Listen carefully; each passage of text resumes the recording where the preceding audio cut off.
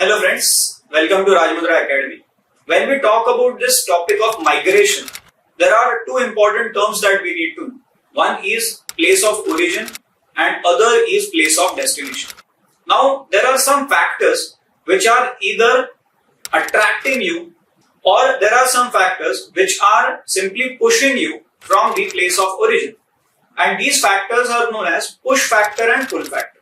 Push factor means what?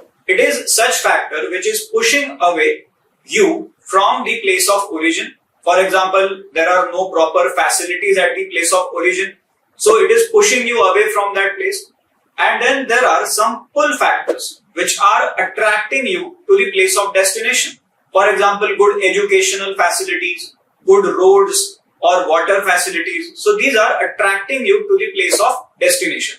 So such factors are known as pull factor. So you should know about the push factor and pull factor. Very important in the context of migration. Thank you.